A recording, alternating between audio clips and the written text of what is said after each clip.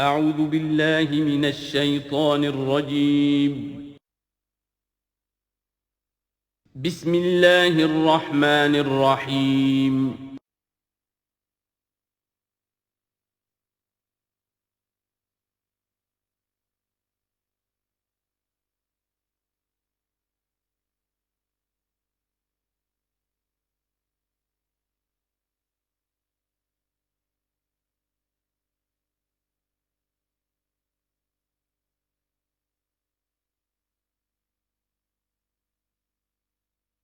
اعوذ باللہ من الشیطان الرجیم بسم اللہ الرحمن الرحیم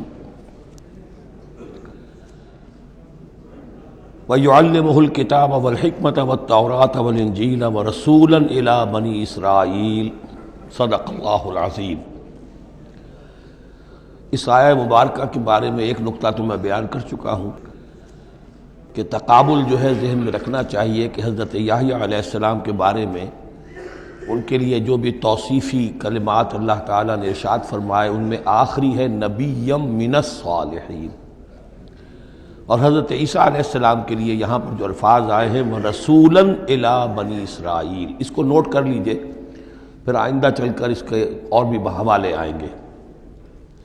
دوسری بات جو نوٹ کرنے کی ہے وہ یہ کہ کتاب اور حکمت اور تورات اور انجیل، ان چار چیزوں کے مابین جو تین واو آئے ہیں ان میں سے دو واو عطف ہیں، ایک واو تفسیر ہے۔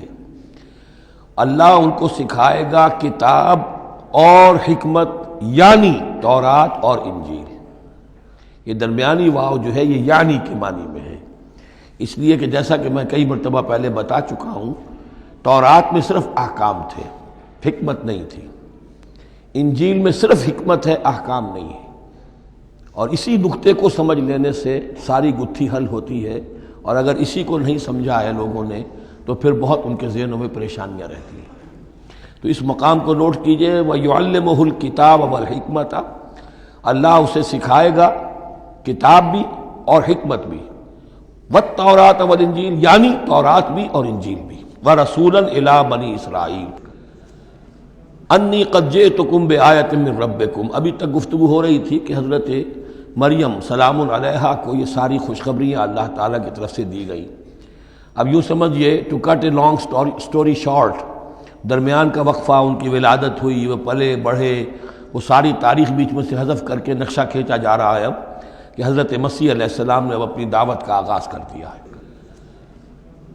انی قد جئتکم بآیۃ من ربکم، میں تمہارے پاس آیا ہوں تمہارے رب کی طرف سے نشانی لے کر۔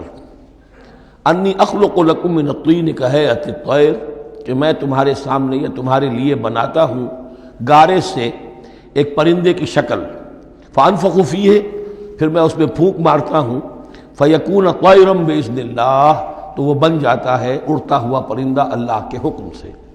یہاں آپ نوٹ کرتے جائیے گا، ہر معجزے کے بعد باذن اللہ باذن اللہ باذن اللہ، یعنی یہ میرا کوئی دعویٰ نہیں ہے، میرا کوئی کمال نہیں ہے، یہ جو کچھ ہے وہ اللہ کے حکم سے ہے۔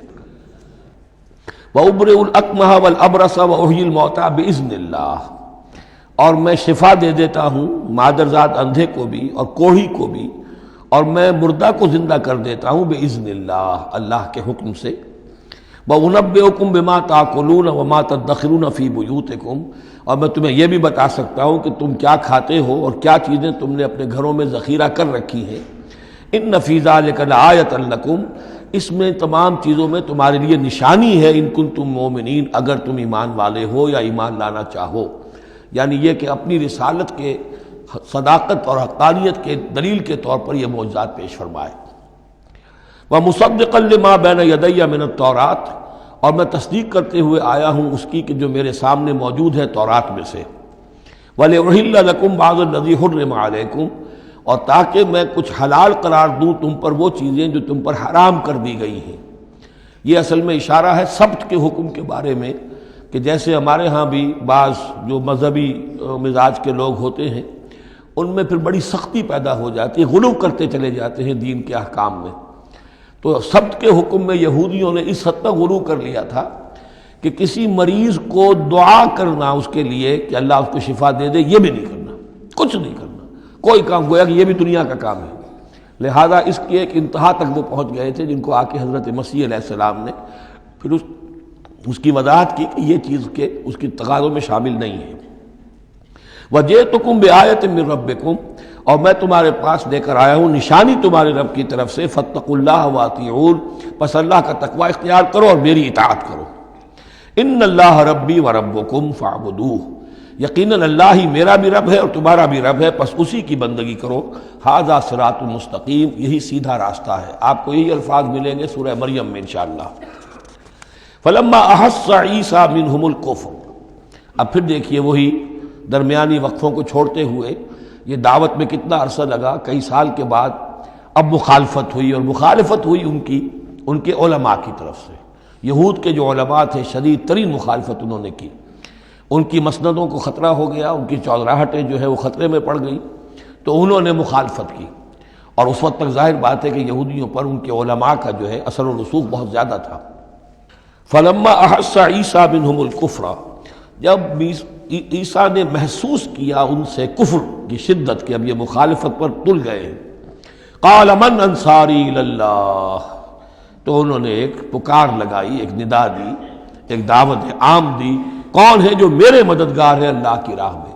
یعنی اب جو کشاکش ہونے والی ہے، جو تصادم ہونے والا ہے، اس میں ایک حزب اللہ بنے گی اور ایک حزب الشیطان ہوگا، کون ہے جو میرا مددگار ہو الی اللہ، اللہ کے کام میں۔ یہی اصل اساس ہے دین میں کام کرنے کے لیے کہ اسی بنیاد پر کوئی شخص اٹھے کہ میں دین کا یہ کام کرنا چاہتا ہوں، کون ہے جو میرا ساتھ دے۔ یہ ایک بالکل طبعی طریقہ ہوتا ہے جماعت سازی کا، ایک داعی اور داعی پر اعتماد کرنے والے، داعی سے اتفاق کرنے والے لوگ اس کے ساتھی بن جاتے ہیں۔ ساتھی اس کے ذاتی اعتبار سے نہیں ہوتے، اس کی حکومت قائم کرنے کے لیے نہیں، اللہ کی حکومت قائم کرنے کے لیے، اس کی سرداری کے لیے نہیں، اللہ تعالیٰ کے دین کے غلبے کے لیے۔ قال الحواریون نحن انصار اللہ، کہا حواریین نے کہ ہم ہیں اللہ کے مددگار۔ حواری جو ہے اصل میں اس کے معنی ہے دھوبی، جو کپڑے کو دھو کر صاف کر دیتا ہے۔ یہ لفظ پھر آگے بڑھا ہے اپنے کردار کو صاف کرنا، اپنے اخلاق کو صاف کرنا، لیکن چونکہ حضرت مسیح علیہ السلام کی بہت سی جو تبلیغ تھی وہ گلیلی جھیل کے کناروں پر ہوتی تھی، اب وہاں ظاہر بات ہے جھیل جو ہے بڑی تھی، وہ سمندر کی طرح ہے، جھیل نہیں ہے، بہت بڑی جھیل ہے، تو وہاں وہ کبھی دھوبی ہوتے تھے، ان میں تبلیغ کرتے تھے، کہیں مچھیرے ہوتے تھے مچھلیاں پکڑنے والے، جا کے انہیں تبلیغ کرتے تھے کہ اے مچھلیوں کے پکڑنے والوں، مچھلیوں کا شکار کرنے والوں، آؤ کہ میں تمہیں انسانوں کا شکار کرنا سکھاؤں۔ اور ان دھوبیوں میں تبلیغ کی ہے، تو ان میں سے کچھ لوگ جو ہیں انہوں نے اپنے آپ کو پیش کر دیا۔ قال الحواریون نحن انصار اللہ آمنا باللہ، ہم ایمان لائے اللہ پر، واشہد بأننا مسلمون، تو آپ بھی اب گواہ رہیے گا کہ ہم اللہ کے فرمانبردار ہیں۔ ربنا آمنا بما انزلت، اے رب ہمارے ہم ایمان لے آئے اس پر جو تو نے نازل فرمایا، واتبعنا الرسول، اور ہم اتباع کر رہے ہیں تیرے رسول کی، فاکتبنا مع الشاہدین، تو اے پروردگار ہمارا نام گواہوں میں لکھ لے۔ یہ گواہ یہی ہے کہ جو لفظ اختیار کیا گیا ہے اب عیسائیوں کے خاص فرقے کی طرف سے، یہواز وٹنسز، یہوا کا لفظ جو ہے وہ عبرانی میں خدا کے لیے، خدا کے گواہ، یعنی وہی بات کہ جو قرآن مجید میں آئی ہے، وَكَذَلِكَ جَعَلْنَاكُمْ أُمَّةً وَسَطًا لِتَكُونُوا شُهَدَاءَ عَلَى النَّاسِ وَيَكُونَ الرَّسُولُ عَلَيْكُمْ شَهِيدًا، تو اللہ ہمیں اپنے گواہوں میں ہمارا نام لکھ لے، یہواز وٹنسز۔ فَاكْتُبْنَا مَعَ الشَّاهِدِينَ، مراد یہ نہیں ہے کہ یہ یہواز وٹنسز وہ لوگ ہیں، میں نے صرف وہ لفظ کی مناسبت کہ انہوں نے یہ لفظ کیوں اختیار کیا ہے، تو یہ لفظ قدیم ہے، اسلامی حکمت اور اسلام کی مصطلحات جو ہیں ان میں اس کی ایک حیثیت ہے۔ وَمَكَرُوا وَمَكَرَ اللَّهُ، اب انہوں نے بھی چالیں چلی اور اللہ نے بھی چال چلی۔ وہ جو ان کے فریسی بیٹھے ہوئے تھے، علماء بیٹھے ہوئے تھے، وہ چالیں چل رہے تھے کسی طرح اس کو پکڑوائیں، کسی طرح، اس لیے کہ وہاں جو حکومت تھی وہ یہودیوں کی نہیں تھی، اگرچہ یہودی ایک بادشاہ تھا، پپٹ کنگ، جیسے کنگ فاروق ہوتے تھے مصر کے اندر، اصل حکومت انگریزوں کی تھی لیکن کنگ فاروق بیٹھے ہوئے ہیں، اسی طرح کا وہ پپٹ کنگ تھا کہ جو یہودیوں میں سے تھا، اصل حکومت تھی رومیوں کی، اور رومی گورنر پائلیٹس پونٹس وہ وہاں پر موجود تھا، اور اس طرح کی کوئی کیپٹل پنشمنٹ جو ہے وہ یہودی خود نہیں دے سکتے تھے جب تک کہ وہ جو اصل گورنر ہے اس کی طرف سے اس کا حکم صادر نہ کیا جائے، لیکن ان کی مذہبی عدالتیں تھیں، اس میں بیٹھ کر یہ ان کے مفتی، ان کے فریسی، ان کے علماء بیٹھ کے فیصلے کرتے تھے، اور اگر وہ فیصلہ دے دیتے تھے تو ان فیصلوں کی ایگزیکیوشن جو ہے وہ پھر رومن گورنمنٹ کے تھرو، اور وہ ہوتی تھی اس کی جو تنفیذ جو ہے وہ پائلٹس پونٹس کے ذریعے سے، لہذا ان کے ہاتھ بندھے ہوئے تھے۔ اب کسی طریقے سے پھنسوائیں اس کو، سوال الٹے سیدھے کرنے، ایسے سوال کرنے کہ وہ جواب دیں تو اس میں بغاوت کی بو آ جائے، تو کہیں دیکھو یہ رومیو یہ تمہارا باغی ہے۔ اس طرح کی وہ چالیں چل رہے تھے۔ وَمَكَرُوا وَمَكَرَ اللَّهُ، اللہ کی اپنی چال تھی۔ اب اللہ کی چال کیا تھی؟ اب اس کی تفصیل قرآن میں نہیں ہے، یعنی یہ کہ ان کے حواریین میں سے ہی ایک نے دھوکہ دیا اور حضرت مسیح علیہ السلام کو گرفتار کروایا۔ اب اس کے بعد اللہ تعالیٰ نے جو کچھ انجیل برنباس میں ہے، قرآن میں نہیں ہے، حدیث میں نہیں ہے، ہمارے اولین جو مفسرین ہیں ان کے ہاں بھی نہیں ہے، لیکن یہ انجیل برنباس، ایونجیلیم برنابے، جو پوپ کی لائبریری سے برآمد ہوئی ہے، اس کے اندر یہ تفصیل ہے کہ جس حواری نے آپ کو غداری کر کے پکڑوایا تھا، گرفتار کروایا تھا، اس کی شکل حضرت مسیح کی بدل دی اللہ نے، اور وہ پکڑا گیا، سولی وہ چڑھا ہے، اور حضرت مسیح پر وہ ہاتھ ڈال ہی نہیں سکے، بلکہ جس باغ میں آپ روپوش تھے، جیسے ایک کوٹھڑی سی بنی ہوئی تھی جس میں کوئی آلات وغیرہ رکھ دیتے ہیں، اس باغ میں وہ روپوش تھے اور اس کوٹھڑی میں عبادت کر رہے تھے، باقی جو ان کے حواری ہیں 12 وہ باہر تھے۔ اس وقت وہ سٹک گیا، ایک شخص وہاں سے چپکے سے گیا کہ اب میں پکڑواؤں گا، اور جا کر جو ہے وہ سپاہیوں کو لے آیا، رات کے وقت قندیلیں لے کر آئے۔ اس نے کہا میں اندر جاؤں گا، جسے میں کہوں اے ہمارے استاد بس پکڑ لینا وہی مسیح ہے، اس لیے کہ رومیوں کو کیا پتا تھا وہ مسیح کون ہے، وہ تو یہودی ہے، لہذا جیسے ہمارے ہاں پولیس والوں کو کیا پتا ہے وہ آئے ہیں، آئیڈینٹیفائی کون کرے گا۔ تو اس نے کہا کہ میں کہوں گا اے میرے آقا میرے استاد بس پکڑ لینا۔ اب یہ جب اندر داخل ہوا تو جیسے ہی کمرے میں داخل ہوا، اس کوٹھڑی میں اس کی چھت پھٹی، 4 فرشتے نازل ہوئے، حضرت مسیح کو لے کر وہ چلے گئے، اور اس شخص کی شکل جو ہے وہ بدل دی گئی حضرت مسیح والی۔ اب یہ گھبرا کر باہر نکلا تو دوسرے حواریین جو تھے انہوں نے کہا اے ہمارے استاد، اور ادھر سے وہ سپاہی جو ہیں داخل ہو گئے، انہوں نے اسی کو قابو کیا، سولی وہ چڑھا ہے اصل میں، حضرت مسیح نہیں۔ لیکن یہ ساری تفاصیل جو ہیں یہ قرآن میں بھی نہیں ہے، حدیث میں بھی نہیں ہے۔ جب حدیث میں نہیں ہے، قرآن میں نہیں ہے، تو ہمارے مفسرین کے پاس بھی نہیں ہو سکتی تھی۔ لیکن یہ کہ یہ شہادت جو ہے یہ در حقیقت انہی کے گھر سے ہمیں ملی ہے، اور یہ پوری طریقے سے فٹ ان کرتی ہے، پوری طریقے سے قرآن کا جو بیان ہے اس میں یہ پوری طرح فٹ ہوتی ہے۔ وَمَكَرُوا وَمَكَرَ اللَّهُ، انہوں نے اپنی سی چالیں چلی، اللہ نے اپنی چال چلی، وَاللَّهُ خَيْرُ الْمَاكِرِينَ، اور اللہ تعالیٰ جو ہے وہ بہترین چال چلنے والا ہے۔ اِذْ قَالَ اللَّهُ يَا عِيسَىٰ إِنِّي مُتَوَفِّيكَ وَرَافِعُكَ إِلَيَّ، یاد کرو جب کہ اللہ نے عیسیٰ سے کہا عیسیٰ میں تمہیں اب لے جانے والا ہوں۔ یہ لفظ ہے کہ جس کو قادیانیوں نے اصل میں بہت بڑی بنیاد بنایا ہے اپنے غلط عقیدے کی، کہ وفات مسیح ہو چکی ہے۔ اس لفظ کو اچھی طرح سمجھ لیجئے، وفا، وفا کے معنی ہے پورا کرنا، وعدہ وفا کرو، وفا۔ اب اس سے جب کہا جائے کسی کو پورا دینا تو باب تفعیل میں آئے گا وفا یوفی توفیتاً، وہ ہم پڑھ چکے ہیں، ووفیت کل نفس فکیف اذا جاء، جب وہ دن آئے گا ووفیت کل نفس ما عملت، جو کچھ انہوں نے کیا ہوگا پورا پورا ان کو دے دیا جائے گا۔ یہ دیکھ لیجئے آیت نمبر 25، فَكَيْفَ إِذَا جَمَعْنَاهُمْ لِيَوْمٍ لَا رَيْبَ فِيهِ وَوُفِّيَتْ كُلُّ نَفْسٍ مَا كَسَبَتْ وَهُمْ لَا يُظْلَمُونَ، ہر ایک کو بھرپور پورا پورا بدلہ اس کے اعمال کا دے دیا جائے گا۔ یہ ہے کسی کو پورا پورا دینا، کسی سے پورا پورا لے لینا، یہ باب تفاعل ہوگا، توفا یا توفا، کسی کو پورا لے لینا، تو پورا لے لیتا ہے اللہ تعالیٰ نے۔ یہ لفظ جو ہے پورا بتمام و کمال، یہ گویا کہ منطبق ہوتا ہے حضرت مسیح پر، کہ حضرت مسیح کو ان کے جسم اور جان سمیت اللہ لے گیا۔ ہم جب کہتے وفات پا گیا تو یہ ہے استعارتاً، جسم یہی رہ گیا، صرف جان گئی ہے۔ اور یہی لفظ قرآن میں آتا ہے نیند کے لیے بھی، اللہ یتوفی الانفس حین موتہا، اس لیے کہ نیند میں بھی یہ ہوتا ہے کہ خود شعوری نکل جاتی ہے انسان میں سے، اگرچہ زندہ ہے، اب اس کو اگر کوئی چیونٹی کاٹ رہی ہے تو جاگ جائے گا، لیکن ویسے اس کی خود شعوری ختم ہو چکی ہے، اور روح کا تعلق ہے خود شعوری کے ساتھ۔ تو نیند میں بھی اللہ تعالیٰ روح کو قبض کر لیتا ہے، اس کے لیے بھی توفی کا لفظ ہے۔ پھر جب انسان مرتا ہے تو روح اور جان دونوں چلی گئیں اور صرف جسم رہ گیا، یہ بھی توفی ہے۔ اور سب سے زیادہ مکمل توفی کیا ہے کہ اللہ تعالیٰ حضرت مسیح کو ان کے جسم، جان اور روح تینوں سمیت سموچے حضرت مسیح کو زندہ جو کر لے گیا۔ یہ ہے عقیدہ جو مسلمانوں کا ہے، اور جہاں تک لفظ کا تعلق ہے اس میں قطعاً کوئی بات جو ہے اس میں ایسی نہیں ہے کہ جس سے کوئی شخص دلیل پکڑ سکے، سوائے اس کے کہ ان لوگوں کو بہکانا آسان ہے جنہیں عربی زبان کی گرامر سے واقفیت نہیں، وہ ایک ہی وفات جانتے ہیں۔ وفات 3 ہو گئی ہیں اضلوع قرآن جو میں نے آپ کو سمجھائی ہیں۔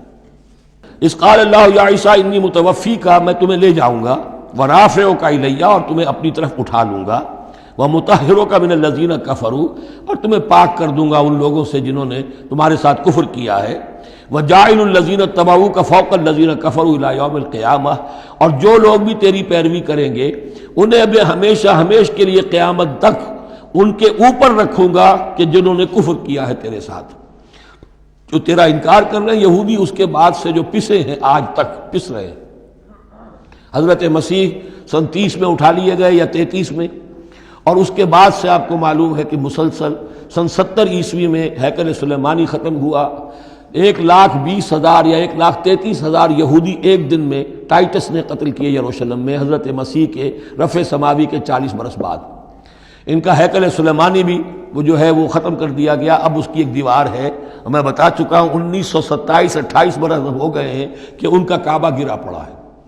1917 سے پہلے تک، بلکہ یوں سمجھیے پہلے 500 برس تک تو ان کا داخلہ بھی ممنوع تھا۔ یہ تو حضرت عمر کے ہاتھوں جب فتح ہوا ہے، یہ ڈائسپورا کا ان کا پیریڈ کہلاتا ہے۔ ایک پیریڈ ان کا کیپٹیوٹی کا تھا، جبکہ وہ نیبوکڈنیزر لے گیا تھا انہیں اور بیبیلونیا میں قید میں رکھا ہے، وہ ہے ان کا پیریڈ آف کیپٹیوٹی۔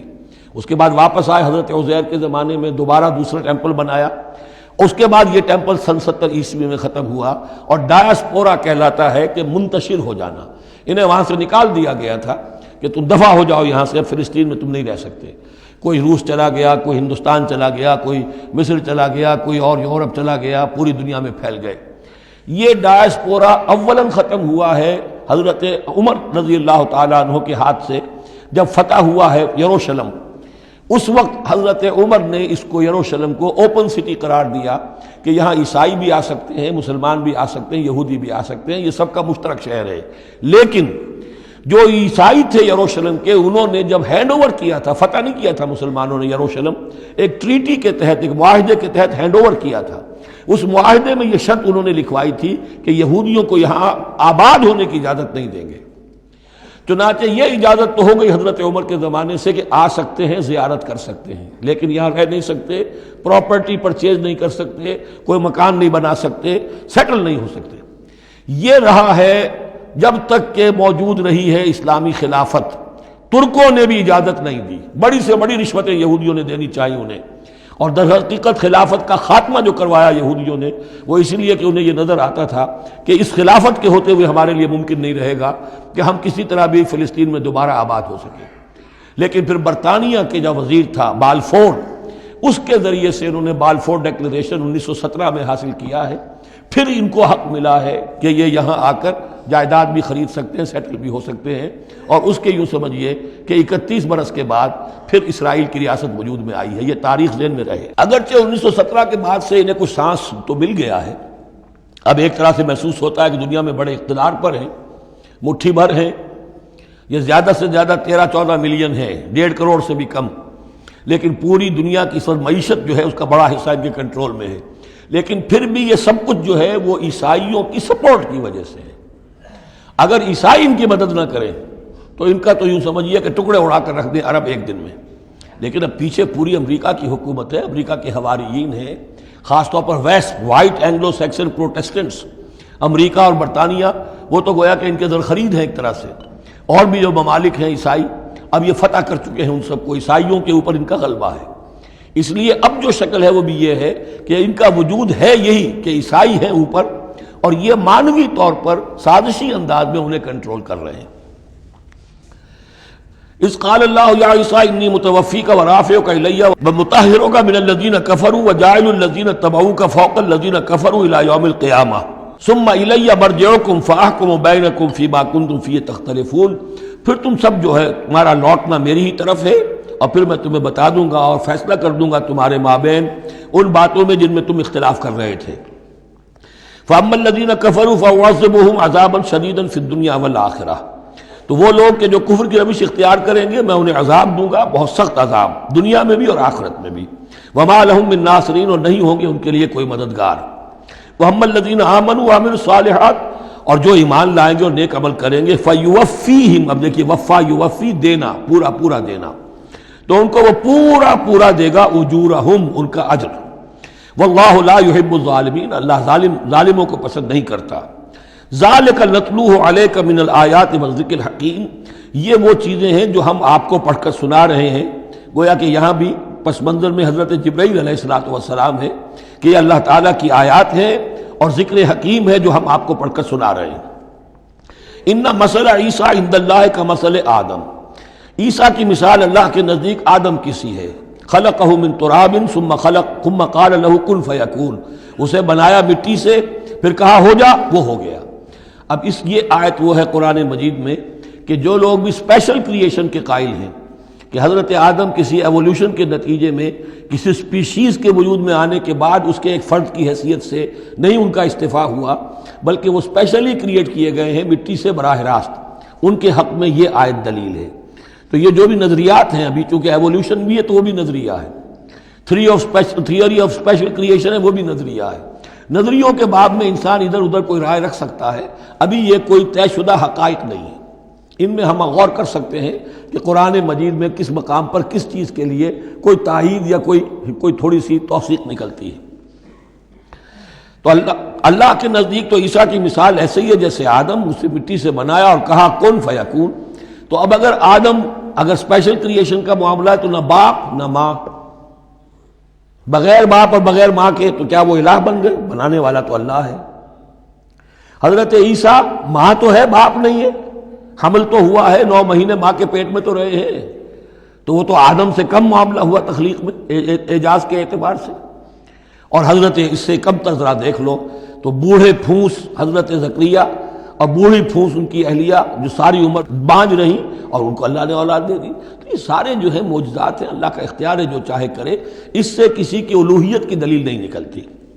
الحق من ربک، یہ حق ہے آپ کے رب کی طرف سے، فلا تکن من الممترین، تو ہرگز نہ ہو جانا اس میں شک کرنے والوں میں سے۔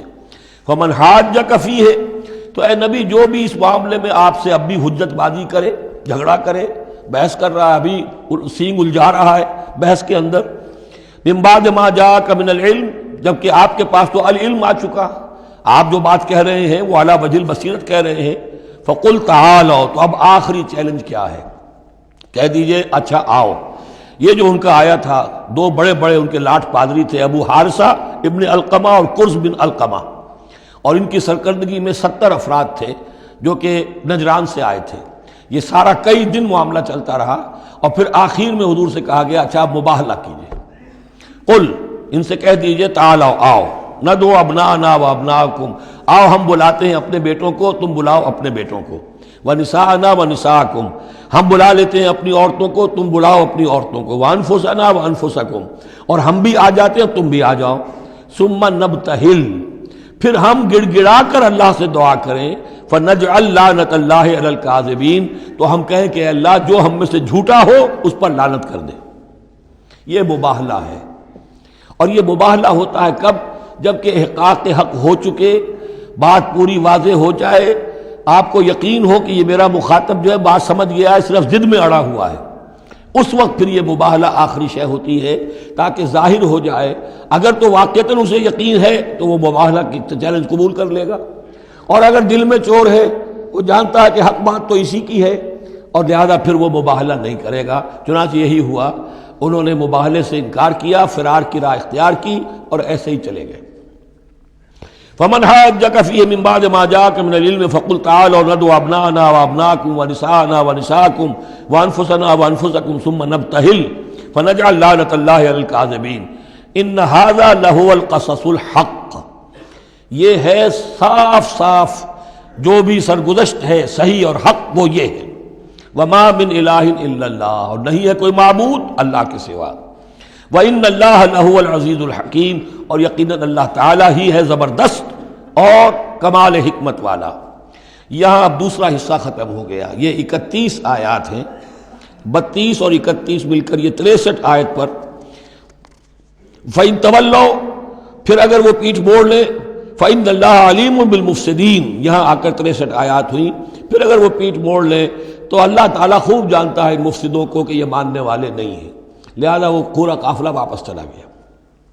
اب یہ جو تیسرا حصہ نصف اول کا آ رہا ہے، یہ پھر انہی 4 رکوعوں کے بہت مشابہ ہے کہ جو سورہ بقرہ میں آئے تھے 15ویں سے لے کر 18ویں رکوع تک، جس میں تحویل قبلہ، حضرت ابراہیم کا ذکر، کعبے کا ذکر، پھر اہل کتاب کو دعوت، وہ کیفیت آپ کو یہاں ملے گی.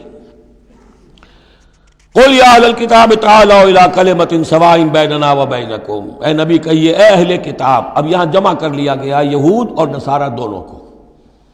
وہاں گفتگو زیادہ تر یا بنی اسرائیل تھی.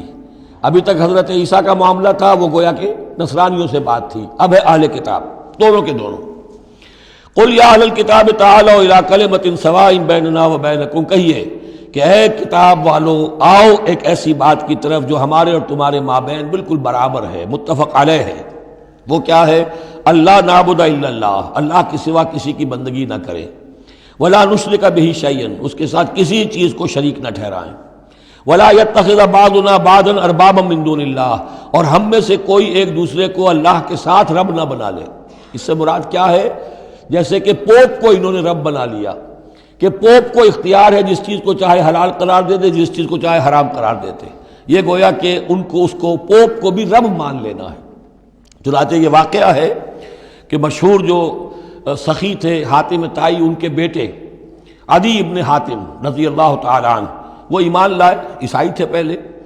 تو انہوں نے ایک مرتبہ حضور سے کہا کہ یہ قرآن یہ کہتا ہے کہ ہم نے اللہ کے سوا کسی اور کو رب بنا لیا، تو یہ بات کچھ سمجھ میں نہیں آئی، ہم نے تو کسی کو رب نہیں بنایا. تو حضور نے فرمایا کیا یہ صحیح نہیں ہے کہ تمہارے جو پادری کہہ دیں، جو پوپ کہہ دیں کہ یہ حق ہے، یہ صحیح ہے، یہ جائز ہے، اس کو تم جائز مان لیتے ہو، جس کو وہ کہہ دیں حرام ہے حرام مان لیتے ہو کہ جی ایسا تو ہے. تو یہ حق جو ہے یہ صرف اللہ کا ہے، اور جو اس حق کو اختیار کرتا ہے وہ گویا رب ہونے کا دعویٰ کرتا ہے. اب یہ ساری قانون سازی جو شریعت کے خلاف کی جا رہی ہے، یہ خدائی کا دعویٰ ہے جو لوگ کر رہے ہیں بیٹھے ہوئے، اور ان ہاؤسز میں پہنچنے کے لیے جو بےتاب ہوتے ہیں اور اس کے لیے کروڑوں روپیہ خرچ کرتے ہیں، جہاں جا کر یا تو پہلے طے ہو جائے یا کوئی قانون سازی کتاب و سنت کے منافی نہیں ہو سکتی، پھر جائیے، پھر وہاں پر جا کر قانون سازی کتاب و سنت کے دائرے کے اندر کیجیے. لیکن جہاں یہ نہیں ہے تو وہ جو فرمایا یہاں پر نوٹ کر لیجئے، تعالوا الی کلمۃ سواء بیننا وبینکم الا نعبد الا اللہ ولا نشرک بہ شیئا ولا یتخذ بعضنا بعضا اربابا من دون اللہ فإن تولوا، پھر اگر وہ منہ موڑ لیں، فقولوا، اے مسلمانوں تم کہو، فقولوا اشہدوا بأننا مسلمون، اچھا بھائی آپ لوگ گواہ رہے ہم تو مسلمان ہیں، ہم نے تو اللہ کی اطاعت قبول کر لی، ہم ان تینوں باتوں پر قائم رہیں گے، آپ کو اگر پسند نہیں ہے تو آپ کی مرضی. یا اہل الکتاب، اے کتاب والو، لم تحاجون فی ابراہیم، تم ابراہیم کے بارے میں کیوں جھگڑتے ہو؟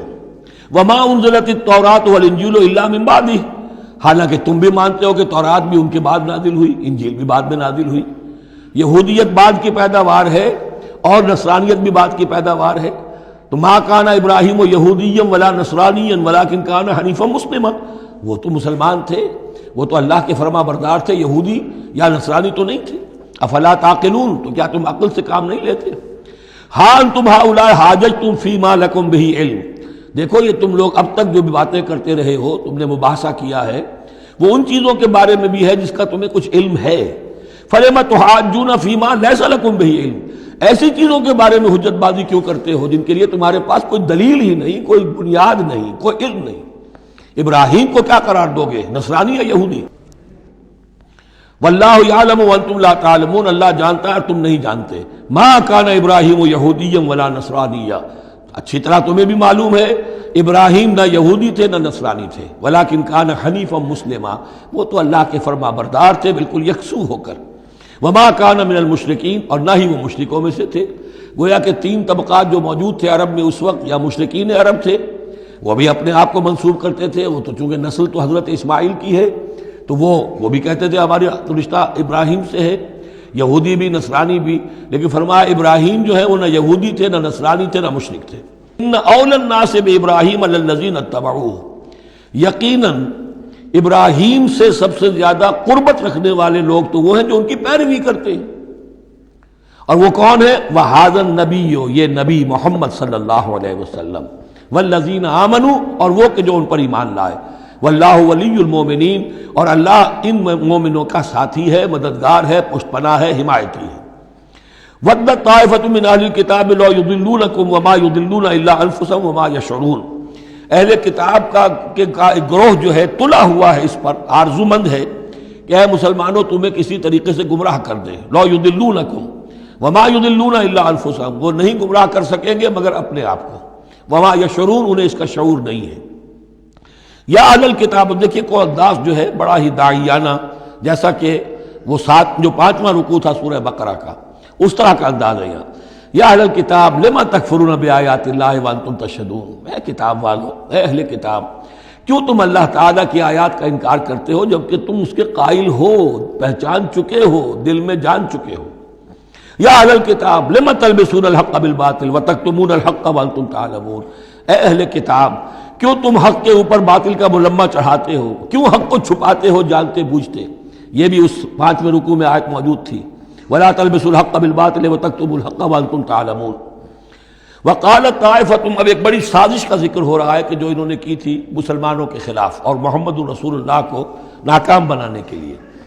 اس سازش کا پس منظر کیا تھا کہ چونکہ صورتحال یہ آ چکی تھی دنیا کے سامنے کہ جو ایک مرتبہ دائرہ اسلام میں داخل ہو جاتا تھا، اب چاہے اسے مار دیں، اسے پیٹیں، اسے بھوکا رکھیں، اسے سزا دیں، جو بھی ٹارچر کریں، واپس نہیں آتا۔ تو دھاک بیٹھ گئی نا کہ اسلام کے اندر کوئی ایسی کشش ہے، اسلام کے اندر کوئی ایسی حقانیت ہے، کوئی ایسی مٹھاس ہے کہ ایک آدمی بڑی سے بڑی قربانی دینے کو تیار ہے، ایک دفعہ اسلام قبول کرنے کے بعد اسلام کو سے دستبردار ہونے کو تیار نہیں۔ یہ جو ساکھ بن گئی تھی، اس کو توڑنے کا ذریعہ سوچا انہوں نے کہ ایسا کرو، صبح کے وقت اعلان کرو کہ ہم ایمان لے آئے، سارا دن محمد کی صحبت میں رہو صلی اللہ علیہ وسلم، شام کو کہہ دو جی دیکھ لیا ہم نے، کچھ نہیں ہے یہاں، یہ دور کے ڈھول سہانے ہیں، ہم تو اپنے ہی کفر میں جا رہے ہیں، اپنے ہی راستے پہ جا رہے ہیں۔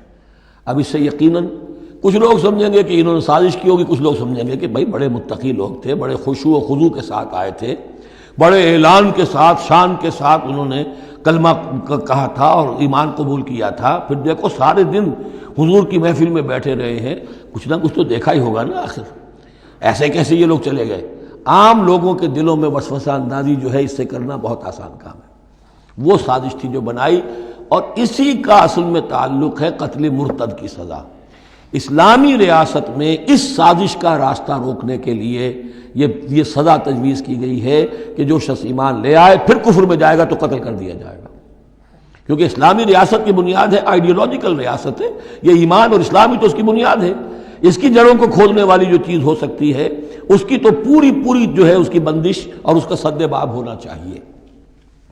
وقالت طائفة من اہل الکتاب آمنوا بالذی انزل علی الذین آمنوا وجہ النہار، اور اہل کتاب کے گروہ نے یہ طے کیا ایمان لاؤ اس چیز پر جو نازل کی گئی ہے ان اہل ایمان پر صبح کے وقت، دن چڑھے، وَاکْفُرُوا آخِرَہُ، اور کفر کر دو، اعلان کفر کر دو دن کے آخر میں، لعلہم یرجعون، شاید ان میں سے بھی کچھ لوٹ آئیں، اندر سے جا کے کچھ لوگوں کو تو گھسیٹ لائیں گے ہم کہ وہ جو ہے وہ بھی اسلام کو چھوڑ دیں، وہ مشتبہ ہو جائے معاملہ، ان پر وسوسہ پیدا ہو جائے۔ وَلَا تُؤْمِنُوا إِلَّا لِمَنْ تَبِعَ دِينَكُمْ، اور دیکھو ہرگز ایمان نہ لانا مگر اسی چیز پر کہ جو تمہارے دین کی پیروی کرے، ماننی اسی کی بات ہے۔ یعنی خطرہ بھی تھا کہ 4-6 اگر ہم جا کر حضور کے پاس اگر چند گھنٹے گزاریں گے تو کہیں ایسا نہ ہو کہ ہم میں سے کوئی واقعی پھر اس کا دل کھل جائے، طے کر کے گئے دیکھو ایمان نہیں لانا ہے ہم نے، وَلَا تُؤْمِنُوا إِلَّا لِمَنْ تَبِعَ دِينَكُمْ، اس پر ایمان نہیں لانا ہے ہم نے، لیکن صرف اعلان کرنا ایمان کا۔ یہ ہے مثال قرآن مجید میں شعوری نفاق، یعنی جو وقت انہوں نے گزارا ہے یہ ہے تو اسلام کا، قانوناً تو مسلمان ہیں، اگر اس دوران میں ان میں سے کوئی مر جاتا تو اس کی نماز جنازہ پڑھی جاتی، لیکن انہیں معلوم تھا کہ ہم مسلمان نہیں ہیں۔ جبکہ ایک وہ غیر شعوری نفاق ہے کہ اندر ایمان ختم ہو چکا ہے لیکن انسان سمجھتا ہے میں تو مومن ہوں، حالانکہ اس کا کردار وہ جو ہے منافقانہ ہے، اس کا عمل منافقانہ ہے، اور اس کے اندر سے ایمان کی پونجی جو ہے جیسے کہ دیمک کسی کڑی کو کھا جائے تو شیطین کو چٹ کر چکی ہے دیمک، لیکن یہ کہ بہرحال اوپر ایک پردہ پڑا ہوا ہے، وہ ہے غیر شعوری نفاق اور یہ ہے شعوری نفاق۔ قل ان الہدی ھدی اللہ، اے نبی ان سے کہہ دیجئے دیکھو اصل ہدایت تو اللہ کی ہدایت ہے۔ ان یؤتی احد، اب یہاں پر پھر ان کا قول آ رہا ہے کہ دیکھو ایمان لانا نا، ان یؤتی احد مثل ما اوتیتم، مبادا کسی کو وہ شے دے دی جائے جو تمہیں دی گئی تھی۔ یہ رسالت، یہ مذہبی پیشوائی، یہ تو ہماری میراث تھی، ہم اگر انہیں مان لیں گے تو وہ چیز ہم سے ان کو منتقل ہو جائے گی، لہذا ماننا تو نہیں ہے، لیکن یہ کہ ان کی بہرحال کسی طریقے سے ہوا اکھیڑنے کے لیے ہمیں یہ کام کرنا ہے۔ اور یحاجوکم عند ربکم، یا تمہارے خلاف حجت قائم کریں اللہ کے نزدیک۔ قل ان الفضل بید اللہ، کہہ دیجئے ان سے کہ فضل کل کا کل اللہ کے ہاتھ میں ہے، یؤتی ہے من یشاء، وہ جس کو چاہتا ہے دیتا ہے۔ اس نے 2000 برس تک ایک منصب پر تمہیں فائز رکھا، اب جو ہے تم اس منصب کے نااہل ثابت ہو چکے ہو، تمہیں معزول کر دیا گیا، اور اب ایک نئی امت ہم نے بنائی ہے اور اس کو اس مقام پر نصب کر دیا ہے، انسٹالیشن ہو چکی ہے۔ واللہ ذو الفضل العظیم، قل ان الفضل بید اللہ یؤتیہ من یشاء واللہ واسع علیم، اللہ بہت وسعت والا اور جاننے والا ہے۔ یختص برحمتہ من یشاء، وہ مختص کر لیتا ہے اپنی رحمت کے لیے جس کو چاہتا ہے۔ واللہ ذو الفضل العظیم، اللہ بڑے فضل کا مالک ہے۔ ومن اہل الکتاب، اب یہاں ایک اور نقطہ سمجھ لیجئے کہ برے سے برے گروہ کے اندر بھی کہیں نہ کہیں کوئی افراد اچھے بھی ہوتے ہیں۔ داعی کے لیے یہ ضروری ہے کہ ان کو بھی مینشن کرتا رہے کہ ان میں اچھے لوگ بھی ہیں، تاکہ وہ جو لوگ ہیں ان کے دلوں کے اندر نرمی پیدا ہو۔ اسی طرح برے سے برے آدمی میں کوئی اچھائی بھی ہے، آپ اگر اسے دعوت دے رہے ہیں حق کی طرف، اس میں جو اچھائی ہے اس کو مانیے، تاکہ اسے معلوم ہو کہ اسے مجھ سے قد نہیں ہے، دشمنی نہیں ہے، جو میری بات واقعی اچھی ہے اس کو تو یہ تسلیم کر رہا ہے، لیکن جو بات غلط ہے اس کو رد کر رہا ہے۔ تو یہ دعوت کا اور تبلیغ کا بہت اہم حصہ ہے۔ اگر آپ ٹوٹلی نگیٹ کر دیں گے تو وہ بھی کہے گا کہ یہ بھی اندھا بہرا ہے تو میں بھی اندھا بہرا رہوں، یہ میری اچھائی کو بھی نہیں دیکھ سکتا، صرف میری برائی نظر آ رہی ہے۔ اور اگر وہ سمجھے کہ میری برائی کی بھی صحیح نشاندہی کر رہا ہے، جو میری اچھائی ہے اس کو بھی مان رہا ہے، تو اس کا دل کھلے گا، وہ آپ کی بات سنے گا۔ وَمِنْ أَهْلِ الْكِتَابِ مَنْ إِنْ تَأْمَنْهُ بِقِنْطَارٍ، اہل کتاب میں سے ایسے بھی ہیں کہ اگر ان کے پاس تم امانت رکھوا دو ڈھیروں مال، یؤدیہ الیک، وہ تمہیں پورا پورا واپس کر دے گے۔ امانت دار ان میں موجود ہیں۔ وَمِنْهُمْ، اور ان میں سے ایسے بھی ہیں، مَنْ إِنْ تَأْمَنْهُ بِدِینَارٍ، ان کے پاس اگر ایک دینار بھی امانت رکھوا دو، لا یؤدیہ الیک، وہ تمہیں واپس نہیں کرے گا، ادا نہیں کرے گا تمہیں، الا ما دمت علیہ قائما، الا یہ کہ تم اس کے سر کے اوپر کھڑے ہو جاؤ، مسلط ہو جاؤ، تب تو دے دے گا، ورنہ نہیں دے گا۔ اچھا، یہ ہے ان کے اکثر کا کردار، لیکن جو بھی تھوڑے بہت تھے ان میں ان کی اچھائی کا بھی ذکر کر دیا۔ اور بالفعل اس قسم کے کردار کے لوگ جو ہیں وہ عیسائیوں میں تھے، یہودیوں میں تو نہ ہونے کے برابر تھے، لیکن اہل کتاب کا مسئلہ ہو رہا ہے تو اس میں یہ دونوں گروپ موجود ہیں۔ ذالک بانہم، اور یہودیوں میں یہ کردار کیوں آ گیا ہے، کیوں بے ایمانی خیانت کیوں آ گئی؟ ذالک بانہم قالوا لیس علینا فی الامیین سبیل، یہ اس لیے کہ انہوں نے یہ عقیدہ گھڑ لیا ہے کہ ان امیین کے بارے میں ہم پر کوئی ملامت نہیں ہے۔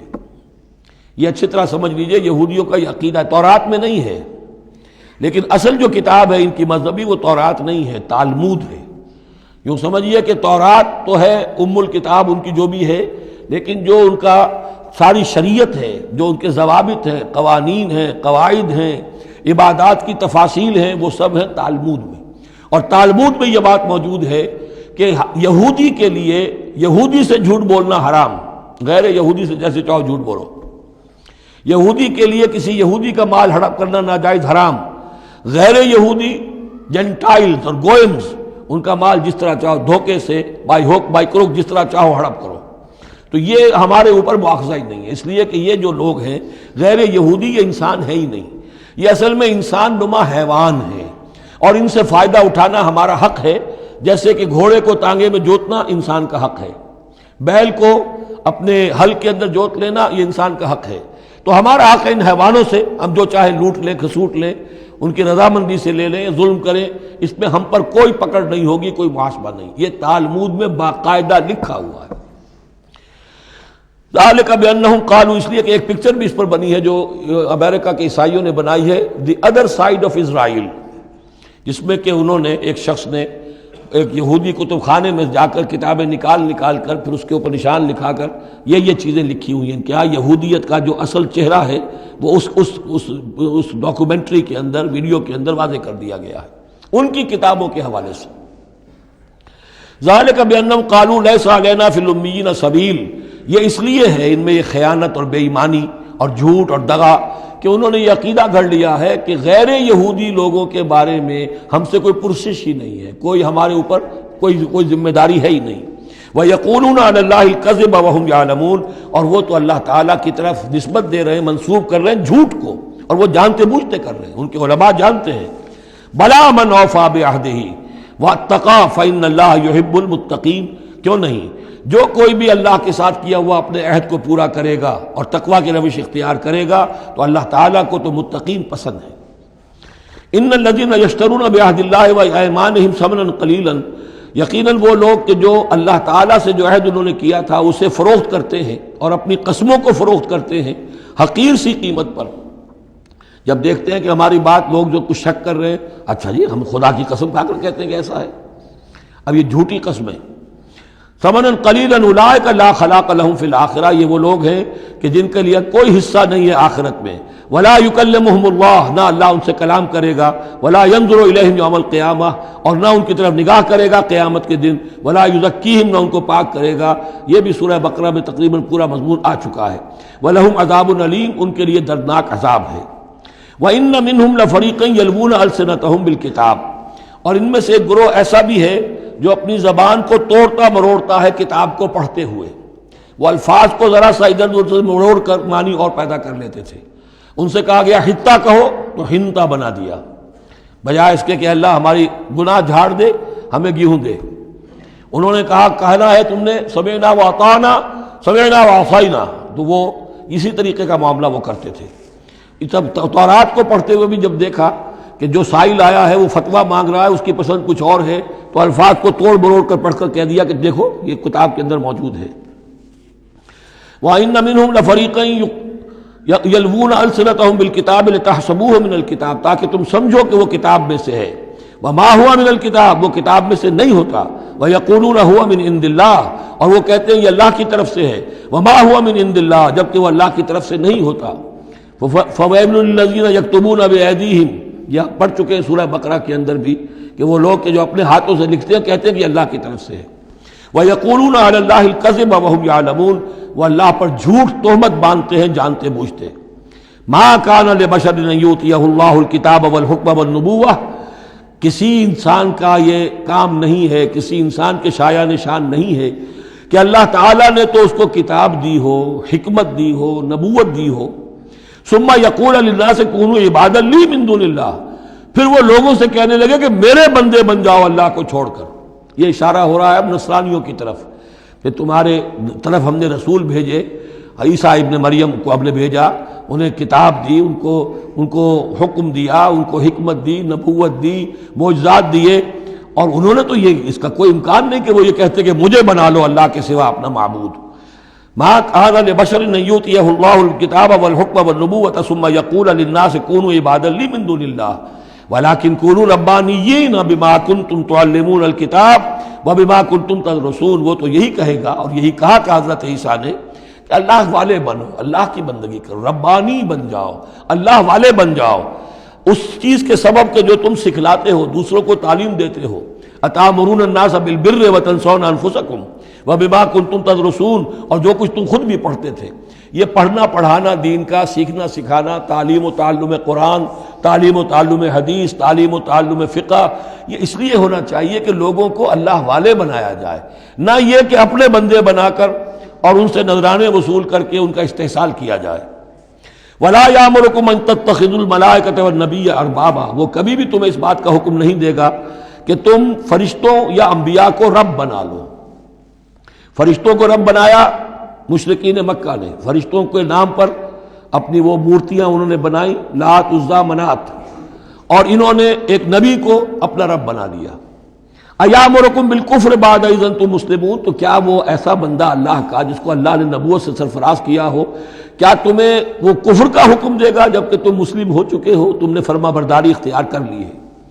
وَإِذْ أَخَذَ اللَّهُ مِيثَاقَ النَّبِيِّينَ، اور یاد کرو جب کہ اللہ نے تمام انبیاء سے ایک عہد لیا تھا، لَمَا آتَيْتُكُم مِّن كِتَابٍ وَحِكْمَةٍ، جب بھی میں تمہیں دوں گا کتاب اپنی اور حکمت، ثُمَّ جَاءَكُمْ رَسُولٌ، پھر تمہارے پاس آئے کوئی اور رسول، نیا رسول، مُصَدِّقٌ لِّمَا مَعَكُمْ، جو کہ تمہارے ساتھ جو کچھ ہے اس کی تصدیق کرتے ہوئے آئے، لَتُؤْمِنُنَّ بِهِ وَلَتَنصُرُنَّهُ، تو تمہیں لازماً اس پر ایمان لانا ہوگا اور اس کی مدد کرنی ہوگی، کیونکہ انبیاء کا ایک سلسلہ چل رہا تھا، ہر نبی جو ہے آئندہ کی پیشن گوئی کر کے گیا ہے، اور یہ بھی ختم نبوت کے بارے میں بہت بڑی دلیل ہے کہ ایسی کسی شے کا ذکر قرآن میں یا حدیث میں نہیں ہے، بلکہ اس کے برعکس ہے کہ نبوت مجھ پر ختم ہو گئی ہے، ورنہ اس سے پہلے تمام انبیاء حضرت مسیح حضور کی بشارت دے کر گئے، تمام انبیاء کی کتابوں میں بشارتیں موجود ہیں۔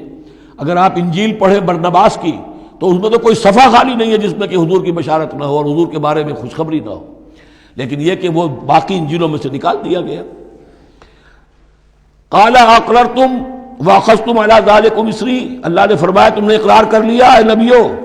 اب یہ کہاں کیا گیا؟ یہ عالم ارواح میں، تمام نبی ایک دفعہ تو جمع نہیں ہو سکتے تھے، عالم ارواح میں یہ عہد لیا گیا ہے، تم نے اس کو قبول کیا اور اس پر میری ذمہ داری قبول کر لی۔ قالوا اقررنا، جیسے ہم سب کے سب کہہ کے آئے تھے الست بربکم قالوا بلا، ایسے ہی جنہیں نبوت سے سرفراز ہونا تھا ان کی ارواح سے یہ اضافی جو ہے عہد لیا کہ اگر میں تمہیں نبی بنا کر بھیجوں گا، تمہارے بعد جو نبی آئے گا پھر تمہیں اپنے لوگوں کو یہ کہہ کر جانا ہے کہ بعد میں آنے والے کی مدد کرنا اور اس کی نصرت کرنا، اس پر ایمان لانا۔ قال فاشهدوا وانا معكم من الشاهدين، تو اللہ نے کہا تو اچھا تم بھی گواہ رہو اور میں بھی گواہ ہوں۔ فمن تولى بعد ذلك، تو جس نے بھی منہ موڑ لیا اس کے بعد، فاولئک هم الفاسقون، تو یقیناً وہی ہے سرکش ناہنجار۔ افغیر دین اللہ یبغون، تو کیا یہ اللہ کے دین کے سوا کوئی اور دین چاہتے ہیں؟ وَلَهُ أَسْلَمَ مَنْ فِي السَّمَاوَاتِ وَالْأَرْضِ طَوْعًا وَكَرْهًا وَإِلَيْهِ يُرْجَعُونَ، جبکہ آسمانوں اور زمین میں جو کچھ ہے اللہ کے سامنے سر تسلیم خم کیے ہوئے ہے، چاہے خوشی سے اور چاہے مجبوراً، اور اسی کی طرف ان سب کو لوٹا دیا جائے گا۔ قُلْ آمَنَّا بِاللَّهِ، یہ دیکھیے 16ویں رکوع کی سورہ بقرہ کی آیات جو ہیں تقریباً تھوڑے سے لفظی فرق کے ساتھ، کہیے آمنا باللہ، ہم ایمان لائے اللہ پر، وما انزل علینا، جو نازل کیا گیا ہم پر، وما انزل علی ابراہیم و اسماعیل و اسحاق و یعقوب والاسباط، اور جو کچھ نازل کیا گیا ابراہیم پر، اسماعیل پر، اسحاق پر اور یعقوب پر اور ان کی اولاد پر، وما اوتی موسیٰ و عیسیٰ والنبیون من ربہم، جو بھی موسیٰ کو دیا گیا، عیسیٰ کو دیا گیا، تمام انبیاء کو دیا گیا ان کے رب کی طرف سے، لا نفرق بین احد منہم ونحن لہ مسلمون، ہم ان میں سے کسی ایک کے مابین بھی کوئی تفریق نہیں کرتے اور ہم تو اللہ کے فرما بردار ہیں۔ وَمَن يَبْتَغِ غَيْرَ الْإِسْلَامِ دِينًا فَلَن يُقْبَلَ مِنْهُ، جو کوئی اس اسلام کے سوا کوئی دین اختیار کرے گا اللہ اسے اس کی جانب سے قبول نہیں کرے گا۔ وَهُوَ فِي الْآخِرَةِ مِنَ الْخَاسِرِينَ، اور آخرت میں وہ پھر خسارے پانے والوں میں سے ہو کر رہے گا۔ كَيْفَ يَهْدِي اللَّهُ قَوْمًا كَفَرُوا بَعْدَ إِيمَانِهِمْ، کیسے ہدایت دے گا اللہ ان لوگوں کو جو ایمان کے بعد کافر ہو گئے۔ اس کا کیا مطلب ہے؟ یعنی ان کے دل ایمان لے آئے تھے، مان لیا تھا، حقیقت منکشف ہو گئی تھی، جیسے سورۃ النمل میں ہم پڑھیں گے وَجَحَدُوا بِهَا وَاسْتَيْقَنَتْهَا أَنفُسُهُمْ ظُلْمًا وَعُلُوًّا، انہوں نے انکار تو کیا لیکن ان کی جی نے، دل نے ان کے یقین کر لیا تھا کہ بات صحیح ہے۔ دل اقراری ہے، زبان انکاری ہے۔ زبان انکاری کیوں ہے؟ ظلمًا وعلوا، حق تلفی کرنے کے لیے اور اپنی سربلندی کے لیے، اپنی چودراہٹ کے لیے، بغیم بینہم، ورنہ دل ان کے ایمان لا چکے تھے۔ تو کیف یہدی اللہ قوما کفروا بعد ایمانہم، کہ جب حق منکشف ہو گیا، دل نے گواہی دے دی کہ حق ہے، پھر بھی کفر کیا۔ وشہدوا ان الرسول حق، اور انہوں نے گواہی دی کہ رسول حق ہے، آپس میں باتیں کرتے تھے۔ چنانچہ روایت میں آتا ہے کہ جو علقمہ کے دو بیٹے جو ہیں ابو حارثہ اور کرز، جب یہ چلے تھے یمن سے نجران سے تو کہیں ٹھوکر لگی کرز کے گھوڑے کو، تو اس نے کہا تعیس العمد، ہلاک ہو جائے وہ دور والا، یعنی جس کی طرف ہم جا رہے ہیں، محمد کی طرف صلی اللہ علیہ وسلم۔ اس پر بڑے بھائی نے کہا ابو حارثہ نے تعیست امک، تیری ماں ہلاک ہو جائے۔ اس نے کہا کیوں؟ میں نے تو محمد کو کہا تھا جو کچھ کہا تھا، تمہیں کیوں اس طرح برا لگا؟ انہوں نے کہا تمہیں معلوم نہیں ہے وہ وہی نبی ہیں، ہم پوری طرح جان چکے ہیں وہ وہی نبی ہیں، ان کی شان میں گستاخی نہیں کریں گے، پکڑے جائیں گے ہم، وہ نبی ہیں اور وہی ہیں جن کے ہم منتظر تھے۔ انہوں نے کہا پھر مانتے کیوں نہیں؟ تم جانتے ہو ان بادشاہوں نے ہمیں بڑا مقام دیا ہوا ہے، رومن امپائر کے تحت تھے یہ لوگ اور مصر کی حکومت کے، اور انہوں نے ہمیں مقام دے رکھا ہے، ہمیں دولت دی ہے، ہمیں مال دیا ہے، ہمیں حیثیت دی ہے، مراتب دیے ہیں، اگر ہم نے محمد کو مان لیا تو سب چھن جائیں گے۔ یہ باقاعدہ روایت میں موجود ہے۔ ابھی آتے ہوئے تو جاتے ہوئے کیا حال ہوگا آپ اس کا اندازہ کیجئے، جبکہ مباہلے سے فرار کر کے گئے ہیں۔ وَشَهِدُوا أَنَّ الرَّسُولَ حَقٌّ، وہ گواہی دے چکے ہیں کہ رسول حق پر ہیں اور حق ہیں۔ وَجَاءَهُمُ الْبَيِّنَاتُ، اور ان کے پاس کھلی کھلی نشانیاں آ چکی ہیں۔ وَاللَّهُ لَا يَهْدِي الْقَوْمَ الظَّالِمِينَ، اللہ ایسے ظالموں کو ہدایت نہیں دیتا۔ أُولَٰئِكَ جَزَاؤُهُمْ أَنَّ عَلَيْهِمْ لَعْنَةَ اللَّهِ وَالْمَلَائِكَةِ وَالنَّاسِ أَجْمَعِينَ، یہ تو وہی لوگ ہیں کہ جن کا بدلہ یہ ہے کہ ان پر اللہ کی بھی لعنت ہے، فرشتوں کی بھی اور تمام انسانوں کی بھی۔ یہ الفاظ بھی سورہ بقرہ میں آ چکے ہیں۔ خالدین فیہا، وہ اسی لعنت میں رہیں گے۔ لا یخفف عنہم العذاب، ان کے عذاب میں کوئی تخفیف نہیں کی جائے گی۔ ولا ہم ینظرون، نہ انہیں کوئی مہلت ملے گی۔ الا الذین تابوا من بعد ذلک، ہاں ابھی دروازہ کھلا ہے توبہ کا، سوائے ان کے کہ جو اس کے بعد توبہ کر لیں، واصلحوا، اور اصلاح کر لیں اپنی یا نیک عمل کریں۔ فإن اللہ غفور الرحیم، تو ابھی توبہ کا دروازہ بند نہیں ہے، یقیناً اللہ غفور الرحیم ہے۔ ان الذین کفروا بعد ایمانہم ثم ازدادوا کفرا لن تقبل توبتہم، جو لوگ جنہوں نے کفر کیا اپنے ایمان کے بعد، حق کو پہچان لینے کے بعد، چاہے زبان سے مانا ہو یا نہ مانا ہو، پھر اگر وہ کفر کرتے ہیں یا ماننے کے بعد زبان سے مرتد ہو جاتے ہیں، ثم ازدادوا کفرا، پھر وہ اپنے کفر میں بڑھتے چلے گئے، لن تقبل توبتہم، ان کی توبہ کبھی قبول نہیں ہوگی۔ واولئک هم الضالون، اور وہ تو یقیناً گمراہوں میں سے ہیں۔ ان الذین کفروا وماتوا وهم کفار، یقیناً وہ لوگ کہ جنہوں نے کفر کیا اور فوت ہو گئے، مر گئے اسی حال میں کہ وہ کافر تھے، فلن يقبل من احدهم ملء الارض ذهبا ولو افتدى به، تو ان میں سے کسی ایک سے زمین کی مقدار کے مطابق سونا بھی فدیے میں قبول نہیں کیا جائے گا اگر وہ پیش کر سکے۔ اب ظاہر بات ہے یہ محال ہے، ناممکن ہے، لیکن یہ کہ بات سمجھانے کے لیے کہ وہاں پر کوئی فدیہ نہیں ہے، زمین کے حجم کے برابر بھی سونا دے کر اور کوئی چھٹنا چاہے گا تو نہیں چھوٹے گا۔ یہ وہی بات ہے، واتقوا یوما لا تجزی نفس عن نفس شیئا ولا يقبل منها شفاعۃ ولا یؤخذ منها عدل، کوئی فدیہ نہیں لیا جائے گا، ولا هم ینصرون، نہ ان کی مدد ہوگی۔ اولئک لهم عذاب علیم، یہ وہ لوگ ہیں کہ جن کے لیے ہے دردناک عذاب، وما لهم من ناصرین، اور نہیں ہوں گے ان کے لیے مدد کرنے والے۔ لن تنالوا البر حتى تنفقوا مما تحبون وما تنفقوا من شيء فإن الله به علیم۔ اس آیت کا حوالہ میں دے چکا ہوں آیہ بر کے ضمن میں کہ یہ جو نیکی ہے، مظاہر نیکی میں سے، عملی نیکی میں سب سے بڑی، سب سے پہلی، سب سے مقدم انسانی ہمدردی، اور انسانی ہمدردی میں اپنا مال خرچ کر سکنا، اور مال بھی وہ کہ جو محبوب ہو، ردی ہو، دل سے اتر گیا ہو، بوسیدہ ہو گیا ہو، وہ کسی کو دے کر اور سمجھا جائے کہ حاتم طائی کی قبر پر لات مار دی میں نے، تو وہ حماقت ہے اپنی جگہ پر۔ لن تنالوا البر حتى تنفقوا مما تحبون، تم ہرگز نہیں پہنچ سکو گے نیکی کے مقام کو جب تک کہ خرچ نہ کرو اس میں سے جو تمہیں پسند ہے۔ وما تنفقوا من شيء فإن الله به علیم، اور جو کچھ بھی تم خرچ کرو گے اللہ کو اس کا علم ہے۔ کل طعام كان حلا لبني اسرائیل الا ما حرم اسرائیل على نفسه من قبل ان تنزل التوراة، یہ بھی ایک جھگڑا تھا، یہودی کرتے تھے کہ ان کی شریعت میں اونٹ کا گوشت حرام تھا، حضور نے آ کر جو حرام چیزوں کا اعلان کیا اس میں اونٹ کا گوشت حرام نہیں ہے۔ ان کا اگر شریعت یہ وہی ہے، اگر شریعت موسوی ہے تو یہ تغیر کیسے ہو گیا؟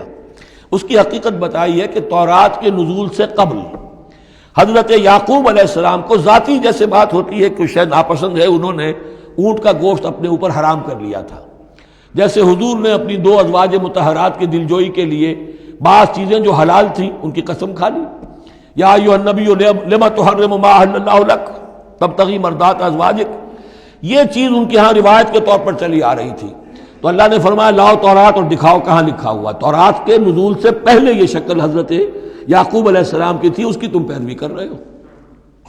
تو کھانے پینے کی وہ چیزیں جو اسلام نے حلال کی ہیں، کل طعام کان حلا لبنی اسرائیل، وہ بنی اسرائیل کے لیے بھی حلال تھی، الا ما حرم اسرائیل علی نفسہ، سوائے ان چیزوں کے کہ جنہیں حرام ٹھہرا لیا تھا اسرائیل، اسرائیل سے مراد حضرت یعقوب اللہ کے بندے عبداللہ، علی نفسہ ہی، اپنی جان پر، من قبل ان تنزل التوراۃ، اس سے پہلے کہ تورات نازل ہو۔ اس لیے کہ یہ تو 500 سال کا فصل ہے حضرت یعقوب میں اور نزول تورات میں۔ قل فاتوا بالتوراۃ فاتلوها، اے نبی ان سے کہیے تم جو اعتراض ہم پر کر رہے ہو تو لاؤ تورات اور پڑھو اور دکھاؤ، ان کنتم صادقین، اگر تم سچے ہو۔ شریعت تورات کے اندر کہیں بھی اونٹ کے گوشت کی حرمت نہیں ہے۔ فمن افترى علی اللہ الکذب من بعد ذلک فاولئک هم الظالمون، اور جو لوگ اس کے بعد بھی اللہ کی طرف جھوٹ منسوب کرتے رہے تو یہ لوگ ظالم ہیں۔ اب ان سے کیا آدمی گفتگو کرے؟ قل صدق اللہ، کہہ دیجئے اللہ نے جو کچھ کہا صحیح فرمایا۔ فاتبعوا ملت ابراہیم حنیفا، بس پیروی کرو ملت ابراہیم کی جو یکسو تھے یا یکسو ہو کر، یہ حنیفہ کا لفظ دونوں طرف جا سکتا ہے، ابراہیم کی صفت یا حال حنیفہ، اور یہ اتباع کا حال بھی ہو سکتا ہے۔ فاتبعوا ملت ابراہیم حنیفا، یکسو ہو کر، بعد کی تمام تقسیمات سے بلندتر ہو کر جو ابراہیم کا طریقہ ہے اس کی پیروی کرو۔ وما کان من المشرکین، اور مشرکین میں سے نہیں تھے۔ ان اول بیت وضع للناس للذی بمکہ، یقیناً پہلا گھر جو لوگوں کے لیے بنایا گیا اللہ کی عبادت کے لیے وہ وہی ہے جو بکہ میں ہے۔ بکہ اور مکہ یہ دو در حقیقت ایک ہی لفظ کے لیے دو پروننسیشن سے۔ ان اول بیت وضع للناس للذی ببکہ مبارکا وہدی للعالمین، برکت والا ہے اور تمام جہان والوں کے لیے ہدایت کا ذریعہ ہے۔ فیہ آیات بینات المقام و ابراہیم، اس میں آیات بینات ہیں۔ ترتیب دیکھ لیجئے، وہاں کے 4 رکوع جو تھے ان میں پہلے اس کا ذکر ہوا تھا، پھر باقی ساری گفتگو تھی۔ یہاں ترتیب الٹ گئی ہے، ساری گفتگو کے بعد اب آخر میں یہ حصہ جو ہے تیسرا اس کا وہ ختم ہو رہا ہے، اس نصف اول کا، اور آخر میں تذکرہ حضرت ابراہیم کا ہے۔ مضامین وہی ہیں، ترتیب بدل گئی ہے۔ فی آیات بینات، اس میں تو بڑی روشن نشانیاں موجود ہیں۔ مقام ابراہیم، جیسے مقام ابراہیم۔ ومن دخلہ کان آمنا، اور جو بھی اس میں داخل ہو جاتا ہے امن میں آ جاتا ہے۔ بدترین پورے عرب کے اندر خوریزی ہوتی تھی، لیکن حرم میں اپنے باپ کے قاتل کو بھی اگر دیکھ لیتے تھے تو کچھ نہیں کہتے تھے۔ یہ ایسی روایت اس حرم کی رہی ہے اور آج تک ہے اللہ کے فضل و کرم سے، کہ وہاں پر امن ہی امن ہے، دار الامن۔ من دخلہ کان آمنا وَلِلَّهِ عَلَى النَّاسِ حِجُّ الْبَيْتِ مَنِ اسْتَطَاعَ إِلَيْهِ سَبِيلًا، اور للہ علی الناس، اب لام اور علی کو یہاں نوٹ کر لیجئے، اللہ کا حق ہے لوگوں پر کہ وہ حج کرے اس کے گھر کا، جو بھی استطاعت رکھتا ہو اس کے سفر کی۔ للہ علی الناس، اللہ کا حق ہے لوگوں پر، حج البیت، گھر حج کرنا بیت اللہ کا، من استطاع الیہ سبیلا، جو بھی استطاعت رکھتا ہو راستے کی، سفر کی۔ ومن کفرا، اب یہاں کفرا کے معنی کیا ہوں گے؟ جو استطاعت کے باوجود حج نہیں کرتا وہ گویا کہ کفر کرتا ہے۔ ومن کفر فإن اللہ غنی عن العالمین، تو وہ اللہ تو غنی ہے تمام جہانوں سے۔ قل یا اہل الکتاب لم تکفرون بآیات اللہ، اب آخری یہ آیات ہیں، بڑا ہی انداز جو ہے جھنجھوڑنے کا، اور جیسے کہ پیئرسنگ آئیز کے ساتھ دیکھ کر کسی سے بات کی جائے اور اس کے یعنی نگاہیں گاڑ کر اس پر۔ قل یا اہل الکتاب لم تکفرون بآیات اللہ، کیوں اللہ کی آیات کا انکار کر رہے ہو؟ واللہ شہید علی ما تعملون، اور جبکہ جو کچھ تم کر رہے ہو اللہ اسے دیکھ رہا ہے۔ قل یا اہل الکتاب لم تصدون عن سبیل اللہ، کہہ دیجئے ہے کتاب والو کیوں روکتے ہو اور روکتے ہو۔ صدہ یا سدو دونوں معنی دیتا ہے، لازم بھی متعدی بھی، خود رک جانا دوسروں کو روکنا۔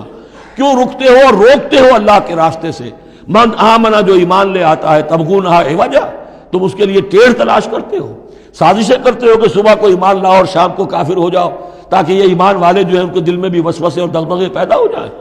من آمن تبغونہا عوجا، تم چاہتے ہو کہ وہ بھی کج راستہ اختیار کر لے، وانتم شہداء، اور تم خود جانتے ہو جو کچھ کر رہے ہو۔ وما اللہ بغافل عما تعملون، اور اللہ غافل نہیں اس سے جو تم کر رہے ہو۔ لیکن ان تمام سازشوں کے جواب میں اہل ایمان سے کہا گیا یا ایھا الذین آمنوا ان تطیعوا فریقا من الذین اوتوا الکتاب یردوکم بعد ایمانکم کافرین، اے وہ لوگوں جو ایمان لائے ہو، اگر ان اہل کتاب کے ان کسی گروہ کی تم پیروی کرو گے تو یہ تمہیں لازماً لوٹا کر لے جائیں گے تمہارے ایمان کے بعد، پھر تمہیں کفر کی حالت میں لے جائیں گے۔ وَكَيْفَ تَكْفُرُونَ، اور سوچو تو صحیح کیسے کفر کرو گے، کیسے اس راستے پر جاؤ گے۔ وَأَنْتُمْ تُتْلَىٰ عَلَيْكُمْ آیَاتُ اللَّهِ، جبکہ تم پر اللہ کی آیات پڑھ کر سنائی جا رہی ہیں۔ وَفِيكُمْ رَسُولُهُ، اور تمہارے اندر اس کا رسول موجود ہے بنفس نفیس۔ اس سے آپ اندازہ کیجئے کہ علماء یہود کا کتنا اثر تھا۔ اوس اور خزرج کے لوگ بڑے مرعوب تھے، چونکہ یہ ان پڑھ لوگ تھے، کوئی کتاب نہیں، کوئی شریعت نہیں، کوئی قانون نہیں، یہ لوگ صاحب کتاب تھے، صاحب شریعت تھے، ان کے یہاں علماء تھے، تو مرعوب تھے۔ لہذا یہاں جو اوس اور خزرج کے لوگ اسلام لے آئے تھے ان کے بارے میں اندیشہ ہوتا تھا کہ کہیں ان ساری ریشہ دوانیوں کا شکار نہ ہو جائیں۔ وَكَيْفَ تَكْفُرُونَ وَأَنْتُمْ تُتْلَىٰ عَلَيْكُمْ آیَاتُ اللَّهِ وَفِيكُمْ رَسُولُهُ، کیسے کفر کرو گے تم جبکہ تمہیں اللہ کی آیات پڑھ کر سنائی جا رہی ہیں اور اللہ کے رسول تم میں موجود ہیں۔ وَمَنْ يَعْتَصِمْ بِاللَّهِ فَقَدْ هُدِيَ إِلَىٰ صِرَاطٍ مُسْتَقِيمٍ، اور جو اللہ سے چمٹ جائے اس کی ہدایت ہو گئی ہے صراط مستقیم کی طرف۔ جو اللہ کی پناہ میں آ جائے، جیسے بچہ اگر اسے خطرہ محسوس ہو، شیرخوار بچہ دوڑ کر آ کے ماں سے چمٹ جائے گا، اب وہ یہ سمجھے گا میں قلعے میں آ گیا ہوں، اب مجھے کوئی کچھ نہیں کہہ سکتا، میں اپنی ماں کی گود میں آ گیا، ماں سے چمٹ گیا۔ اسے کیا پتا کہ کوئی درندہ صفت انسان اسے کھینچے ماں کی گود سے، اچھالے اور کسی بلم کے اوپر کسی نیزے کی انی کے اندر پرو لے۔ ایک بچہ یہ سمجھتا ہے کہ میں ماں کے پاس آ گیا تو بس میں اب پناہ میں ہوں۔ ایسے ہی من یعتصم باللہ، جو اللہ کی پناہ میں آ گیا، فقد ہدی الی صراط مستقیم، اس کی ہدایت تو ہو گئی سیدھی راہ کی طرف۔ اللہم ربنا اجعلنا منہم، اللہم ربنا اجعلنا منہم، آمین یا رب العالمین۔